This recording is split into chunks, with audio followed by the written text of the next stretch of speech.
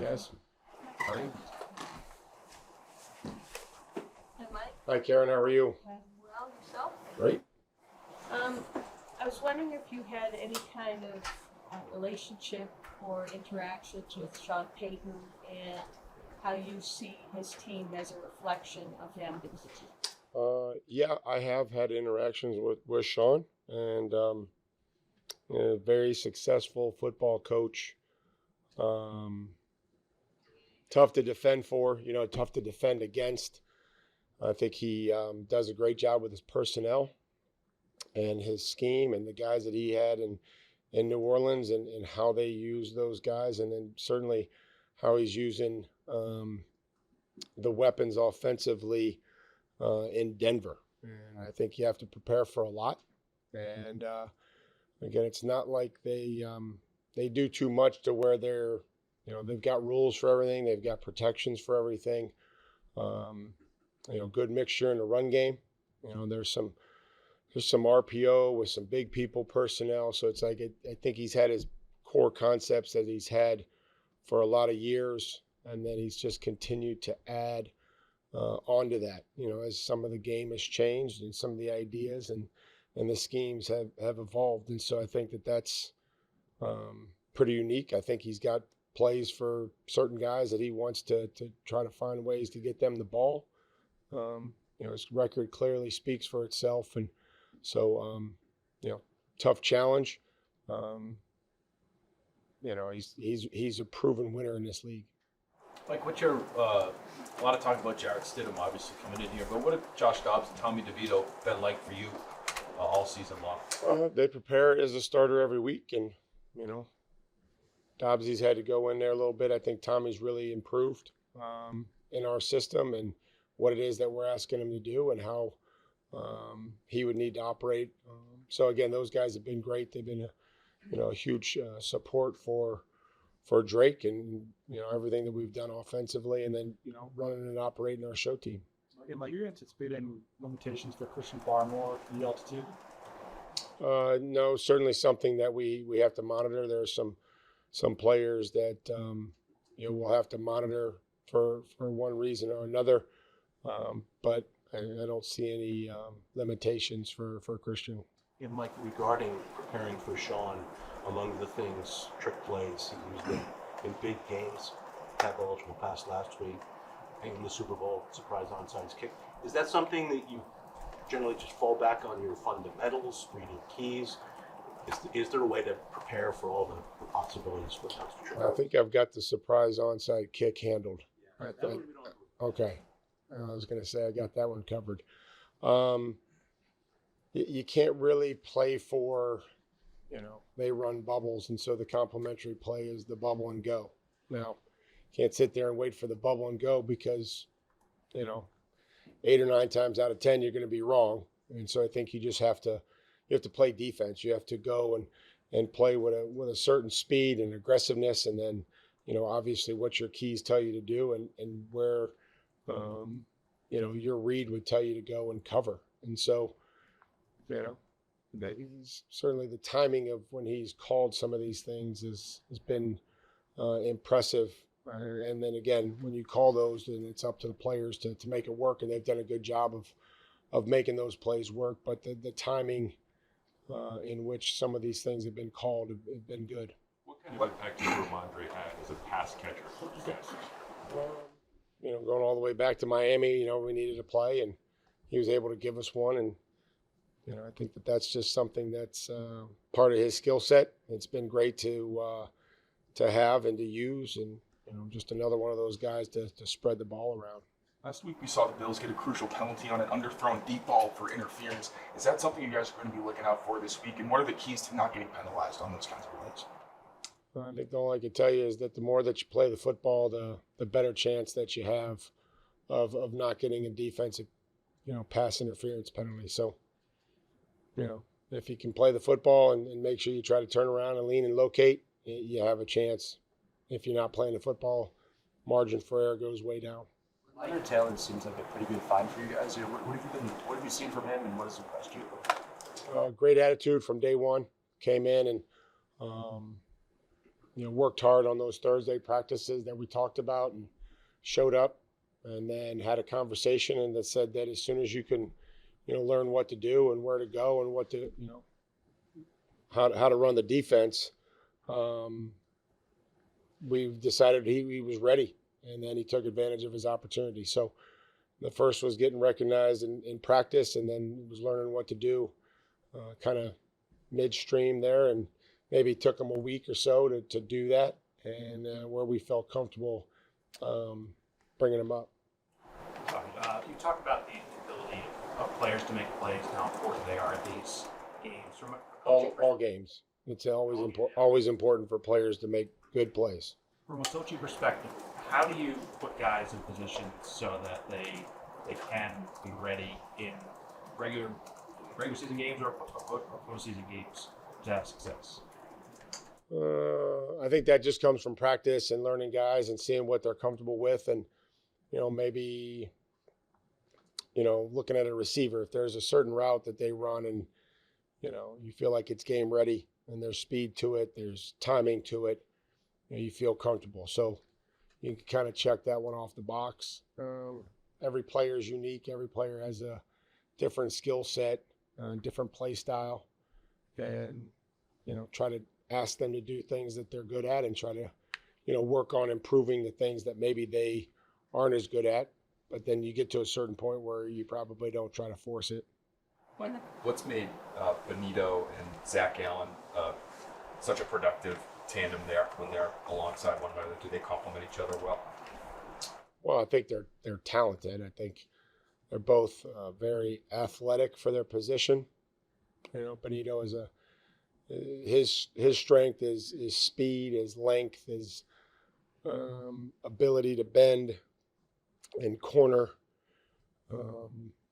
And Zach Allen's skill set is a bigger athletic interior player who has the ability to speed to power. But he, really where he's making his hay is, kind of making guys miss and sitting down bigger players and then, bursting on an edge. So they're talented, and then the scheme that they put them in makes them, tough. Like, did you get them out Allen at all when you see the overlap? Briefly, yeah, I don't remember. Yeah, briefly. I think Tyler was a red shirt. But yeah, I think a while ago, I remember talking with him. Mike, how have you seen Corey Jordan improve as a pass rusher? And is that an aspect of this game that has surprised you at all? No, I think that he's just worked hard at it. I think that's something that he's focused on, is figuring out what works for him. He's not built like Zach Allen. He shouldn't try some of that stuff. And, you get together with the player, Clint, and everybody else, and the coach, and you'll kind of figure out a couple moves that may work for them. And then you go about, practicing those through the week and then coming up with a plan. And so they're not trying things that, maybe they're not good at.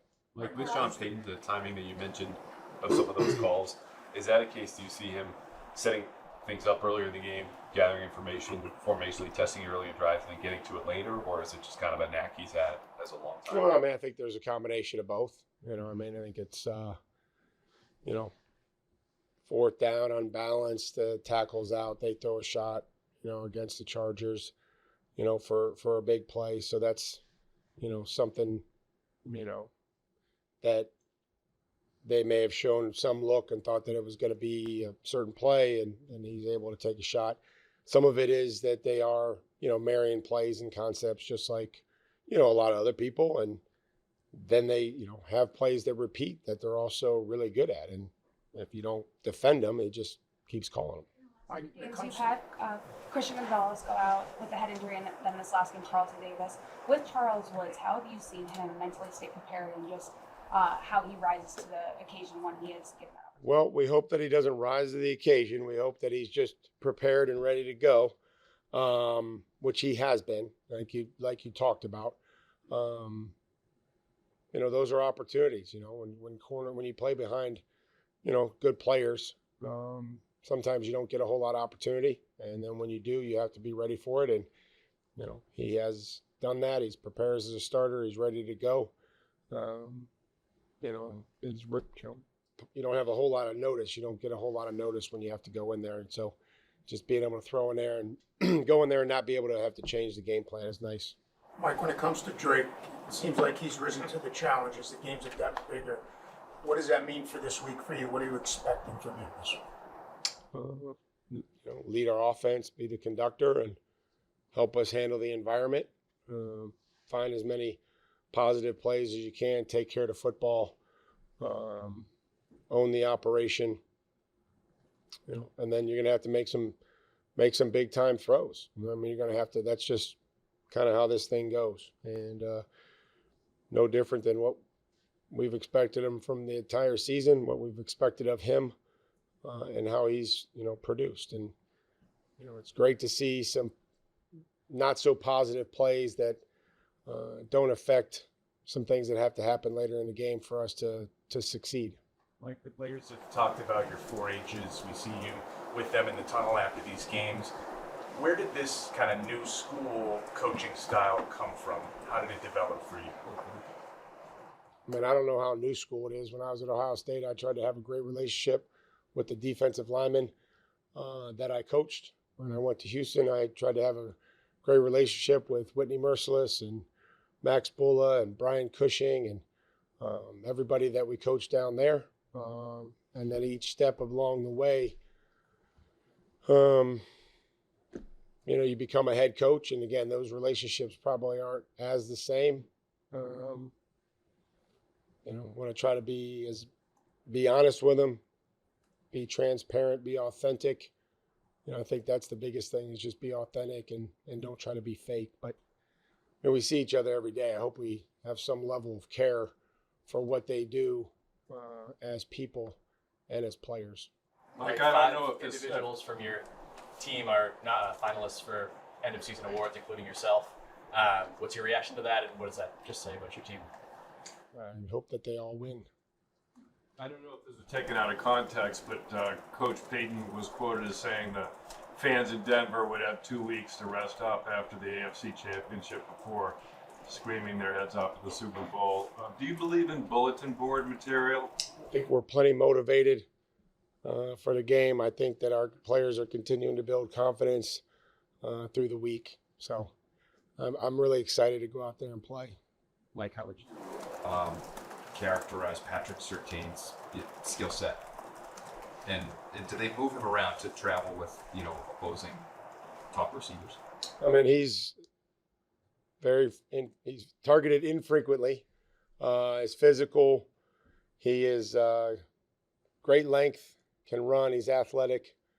He's willing to tackle. He plays physical. You have to really be convicted when you're going to go and throw at him.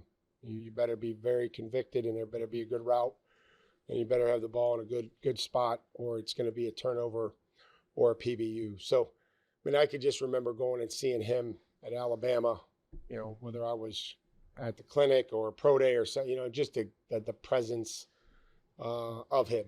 His dad was a fantastic player, and just his presence and the way that he carried himself as a leader and as a person, a lot of respect for him.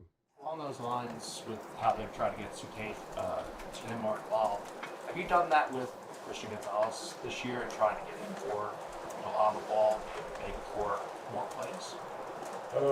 Yeah, I mean, I'm all for Gonzo making as many plays as possible and being active, and he doesn't get targeted, as much either. But there's times where he travels. There's times where he's in different locations. It was great to see his ball production last week, even the ball that they caught on him, the hammer that he had that was close to being a fumble. You said before that Drake was one of the reasons that attracted you to this job. Just in your year working with him, what has maybe surprised you the most about him? You don't want to know what my other reasons for coming here was? I had a joke teed up. It was going to be the media, but Thank you. You're welcome. Only you. It just continues to grow, and again, I think I'm excited for for these guys to be in this environment and to see all their hard work pay off and be able to play in a game like this. That's, I think there's been a lot of growth from this football team over the course of the offseason, the season, and just another opportunity for us to show that this week. Thanks, guys. Thanks.